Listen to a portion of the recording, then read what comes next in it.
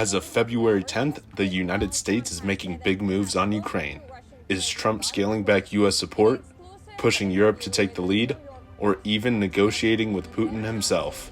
Welcome to Tenor, and today we're breaking down the top 10 facts about this massive shift in U.S. foreign policy, plus the pros and cons of Trump's approach.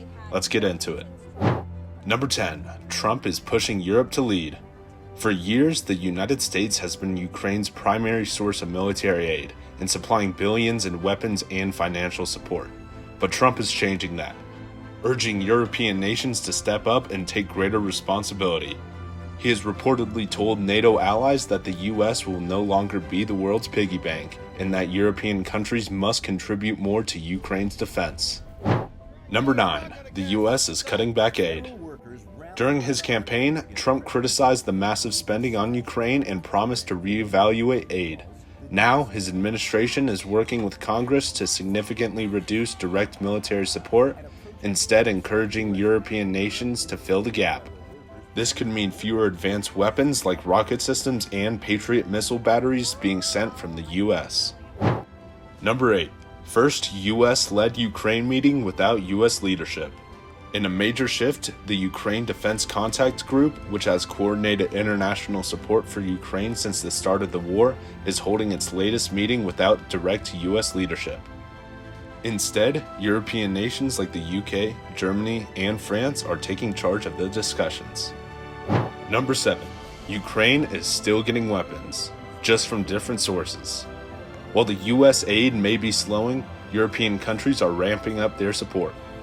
The Netherlands recently sent F-16 fighter jets, France has pledged Mirage jets, and Germany continues to supply Leopard tanks. This shift could mean Ukraine becomes more dependent on European-built military equipment rather than American hardware. Number 6. Trump and Putin may be talking behind the scenes. Reports suggest that Trump has had informal discussions with Russian President Vladimir Putin about negotiating a peace deal. While the details are scarce, some analysts believe Trump is attempting to broker a settlement that could end the war quickly. However, others worry that any rush deal could favor Russia. Number 5. Russia is watching closely. Moscow has responded positively to Trump's shift in policy. Some Russian officials believe that Trump's presidency could lead to negotiations that benefit Russia, especially if U.S. military aid to Ukraine is reduced. However, Ukraine remains defiant, insisting that no peace deal can happen without full territorial restoration. Number 4. The U.S. election played a role. Trump's stance on Ukraine has been clear since the election. He campaigned on the idea that the U.S. was spending too much on foreign conflicts while ignoring domestic issues. His victory signaled a shift in policy, and now he's following through on his promises. Number 3. European allies are divided. Some European nations, like Poland and the UK, support Trump's call for Europe to take more responsibility. However, others, like Germany and France, worry that without strong U.S. backing, Ukraine's ability to resist Russian advances could weaken. Number 2. Military contractors are shifting focus. With less U.S. funding going to Ukraine, American defense companies are looking at other global conflicts and domestic military projects instead.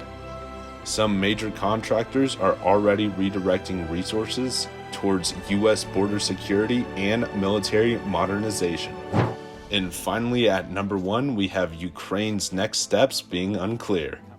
With this shift, Ukraine must rely more on European allies and find new ways to maintain its defense.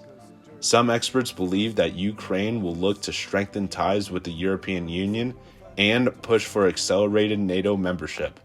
Others fear that if support wanes, Ukraine will face serious military setbacks. Now let's look at the pros and cons of these shifts. Pros. Europe takes responsibility. This policy forces European allies to contribute more to Ukraine's defense, reducing reliance on the United States. Less U.S. spending. Cutting aid allows the U.S. to redirect funds to domestic priorities like infrastructure, border security, and debt reduction.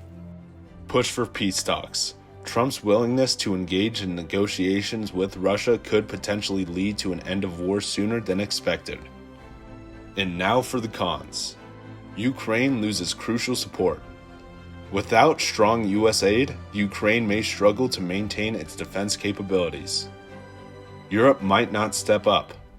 There is no guarantee that European nations will fully compensate for the loss of US aid, potentially weakening Ukraine's war effort. Gives Russia more influence.